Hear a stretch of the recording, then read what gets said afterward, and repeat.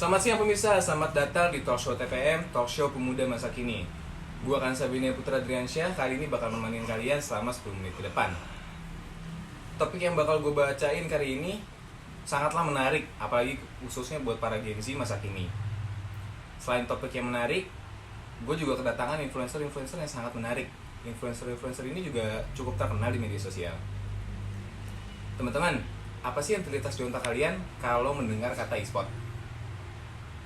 Yang pasti nih, gue yakin yang terlintas di otak kalian pertama kali adalah game dan juga para remaja-remaja yang suka main game.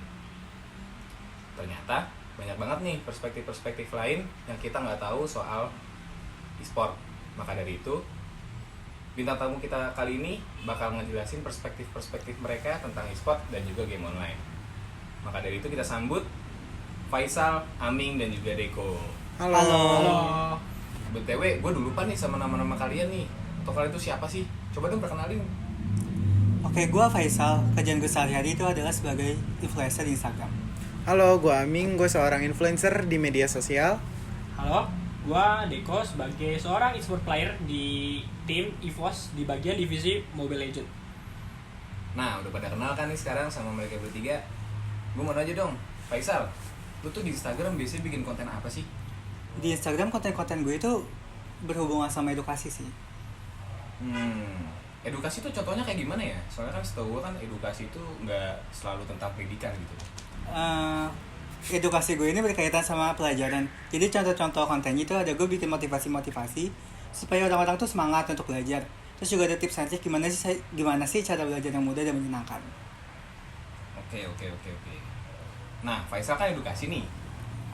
Lu apa nih, Mil? Soalnya setahu gue kan lu sama-sama influencer nih sama kayak Faisal. Apa sih yang biasa lu buat di media sosial?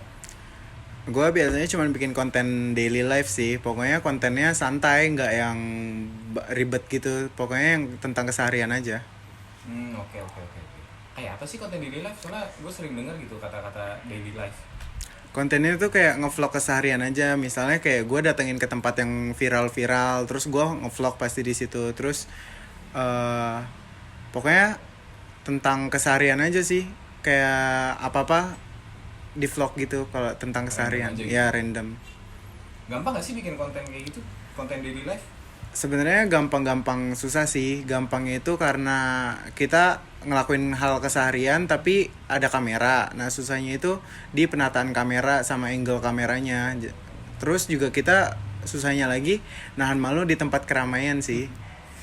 Berarti emang gak gampang ya?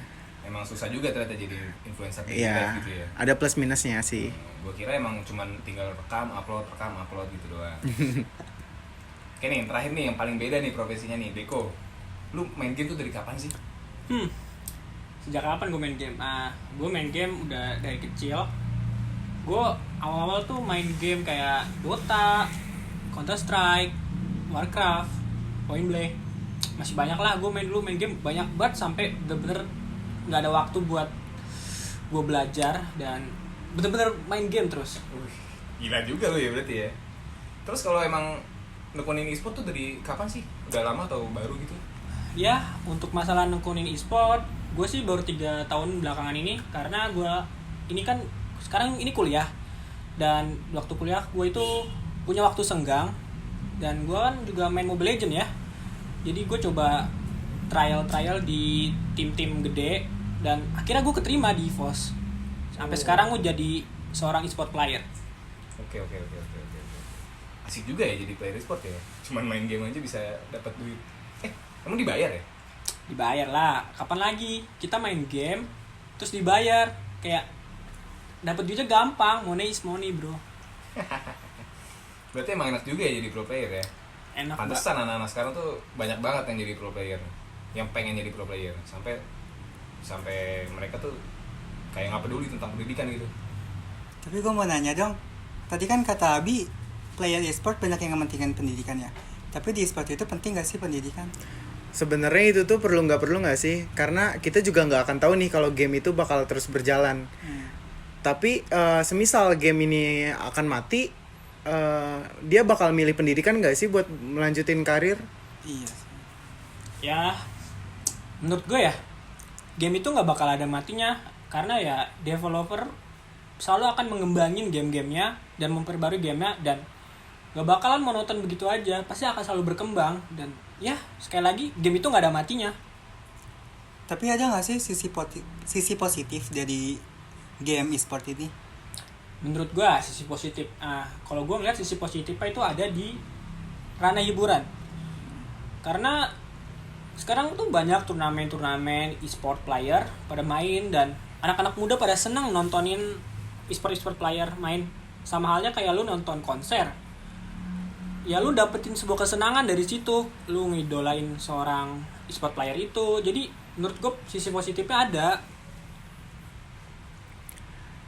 Anak-anak muda juga kan kalau misalnya jenuh pasti larinya ke game, ya nggak sih?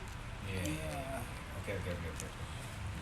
Iya emang, tapi sekarang anak-anak muda lebih mentingin game gak sih daripada pelajaran? Itu berarti mereka udah kecanduan main game dong. Masih banyak juga kok anak-anak yang bisa atur waktu buat main game, waktu untuk belajar itu tuh mereka masih bisa ngimbangin. Tapi itu tergantung ke diri masing-masing sih. Oke. Tapi Niko, ada nggak sih yang bisa kita ambil sebagai pelajaran atau misalnya ngelatih otak itu dari main game doang? Ada yang bisa kita ambil dari game, ada, tentunya ada yang bisa kita ambil dari game. Kayak kita tuh main game nggak sekedar main game aja, kita main game itu juga perlu strategi, berpikir secara kritis. Kayak misalnya untuk meraih kemenangan itu kita harus berpikir secara kritis, bagaimana cara kita untuk dapetin tujuan yang kita mau di dalam sebuah game itu. Jadi ada berpikir kritisnya tuh ada. Oke. Bener sih, kalau yang dari strategi ini gue juga punya pengalaman nih. Jadi gue tuh pernah ngatur strategi anak-anak yang lagi lomba 17-an. Dia tuh, jadi gue yang ngatur strateginya buat gimana sih caranya biar dia bisa ngibarin bendera di atas. Itu tuh gue yang ngatur strateginya.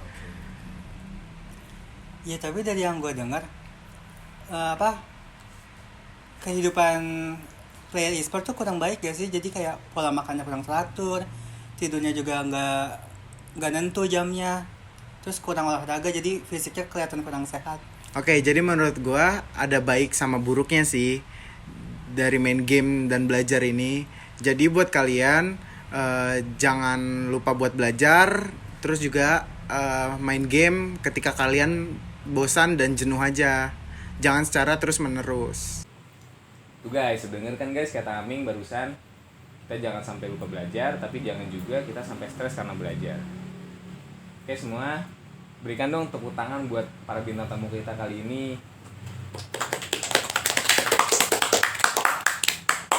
Ternyata banyak banget ilmu yang bisa kita ambil dari para bintang tamu kita kali ini. Semoga pesan yang mereka sampaikan dapat kita terima dan dapat kita aplikasikan pada kehidupan kita sehari-hari. Udah selesai nih perjumpaan kita kali ini. Saya Kansabiana Putra Adriansyah ingin mengakhiri acara ini. Jika ada salah-salah kata, mohon maaf untuk kesalahannya. Saya pamit undur diri. Assalamualaikum warahmatullahi wabarakatuh. Salam TPM, Talkshow Pemuda Masa Kini.